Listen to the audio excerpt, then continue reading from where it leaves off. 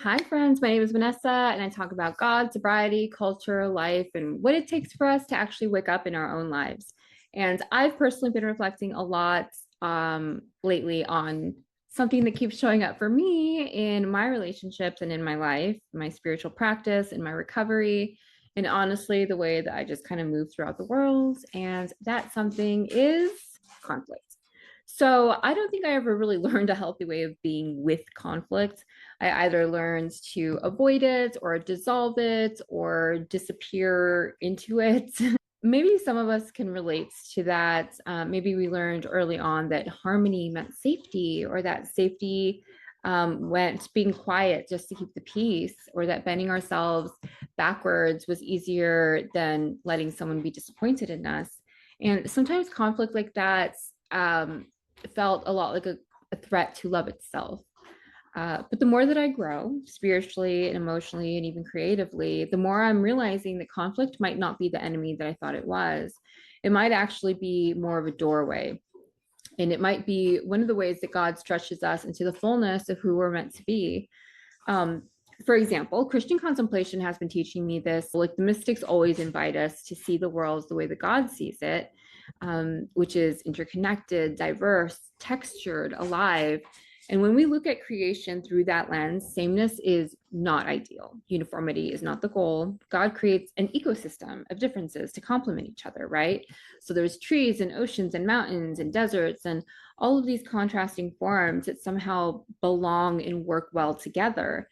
And well, I recently went to the San Diego Botanical Gardens and we walked around for like 2 hours and 10,000 plus steps. And I can't even begin to tell you how many thousands of varieties of plants and trees and like succulents even exist.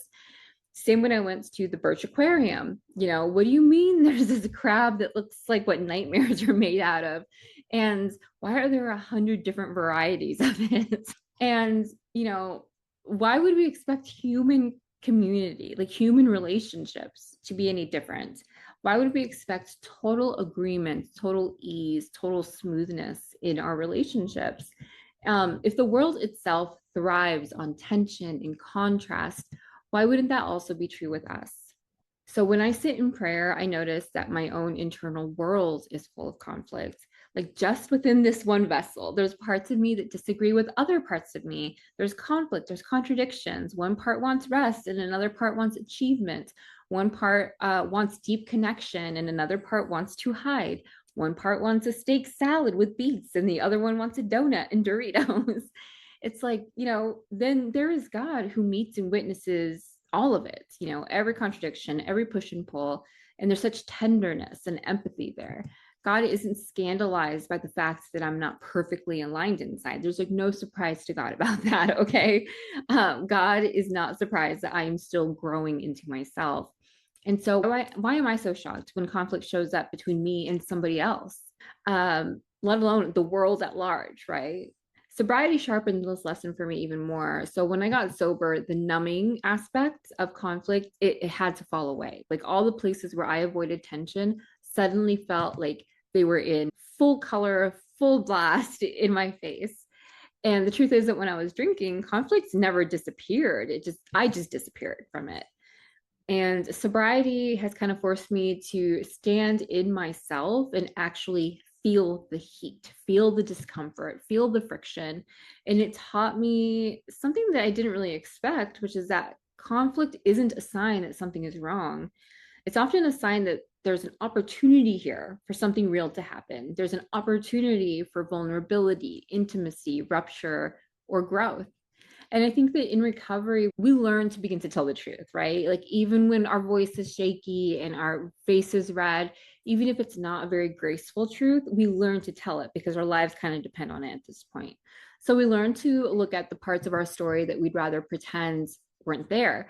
Like I listened to a fifth step today and we were like, yeah, we can accept the past now. We don't have to love it, but we can acknowledge it and that it happened and we can face it now. And that practice naturally must spill into our relationships. And we start to realize that if we can face ourselves, if we can face our own shadows and shame, we can face a lot of the tension with other people too.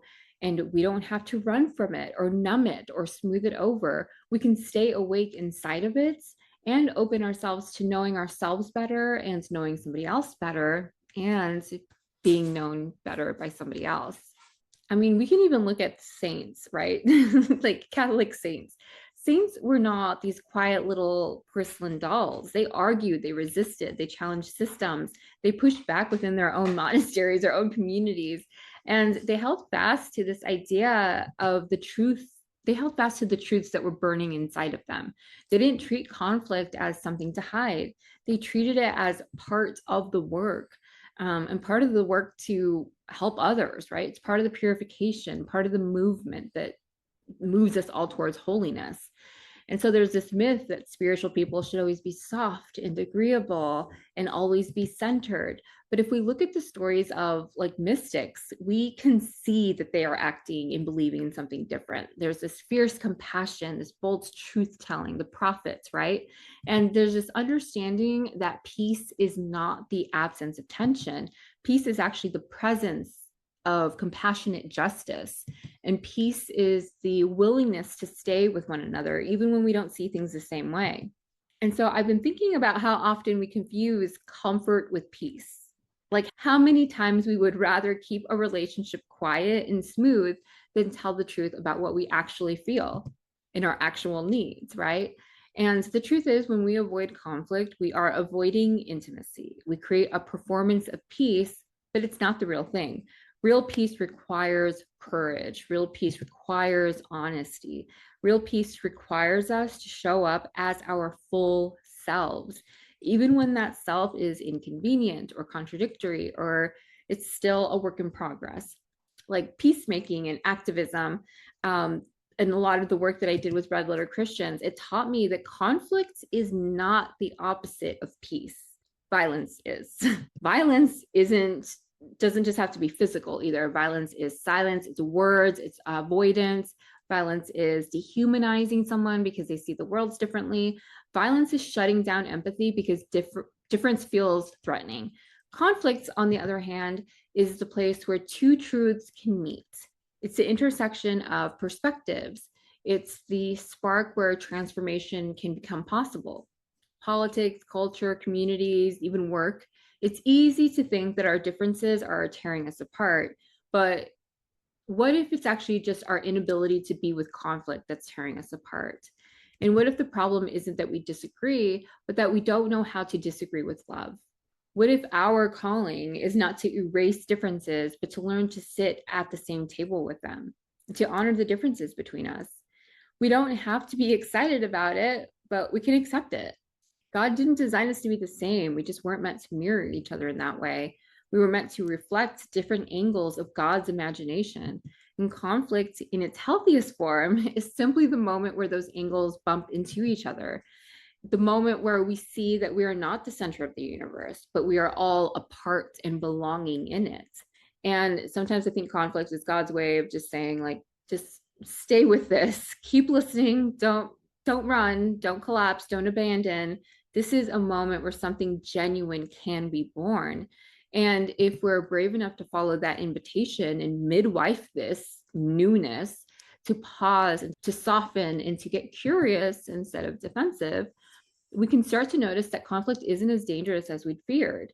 It can be painful, right? But it can become a teacher, and it can become a mirror, and it can become a holy ground where we discover what we actually value and what we actually need and what we are actually capable of.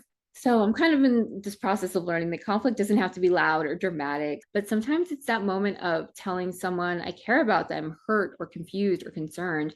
And sometimes it's holding someone else's anger without making it about me or my worth. Like sometimes it's just admitting that where I need to grow and expand my understanding is of other people's lived experiences and just leave it at that. We don't really need to resolve everything immediately either. Like we don't have to fix each other. We don't need to win. We can give space to breathing in this conflict, right? We can give space to letting the Holy Spirit move within us and in conflict. We can trust that love is strong enough to endure tension, and love has always endured tension. So I'm noticing that when I approach conflict in this way, with openness and with presence and with willingness and with curiosity, and not to be right or wrong and not clinging to any specific result, conflict becomes less of a rupture and kind of more of like a rhythm or of a dance. And in its healthiest form, it becomes more of a part of a relationship instead of, threatening the end of a relationship. And it becomes an invitation to go deeper into connection, deeper into understanding, and deeper into compassion. And so, what if we could start viewing conflict as a spiritual practice? What if we let it teach us to stay in our bodies, to stay in our truth, to stay in love, and to stay with each other? And what if conflict is simply another place where God hides, where God is waiting for us to approach with reverence?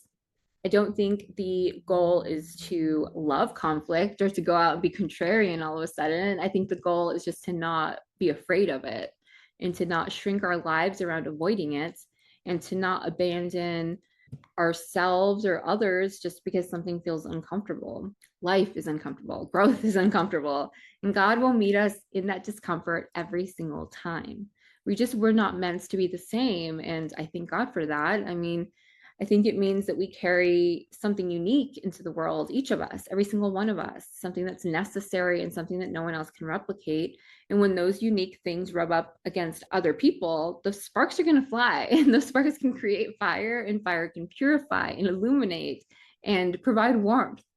So maybe the invitation to conflict is simple. We just need to stop treating conflict as a sign of something being broken, and that something, and start seeing it as a sign that something is more alive, right? And we need to stay present and tender and curious and just kind of trust that God is in that tension, guiding us, shaping us, stretching us toward a deeper kind of peace, the kinds that can actually hold the worlds together. So thank you for being here with me. If this stirred something up in you, or if conflict has been showing up in your life in a way that's teaching you or challenging you, feel free to share in the comments. And if you want to walk alongside me in these conversations about God, sobriety, culture, and just kind of staying awake in our own lives, feel free to subscribe. We're waking up together one honest moments and one honest nap at a time. Thank you guys. Love you. Bye. God loves you more.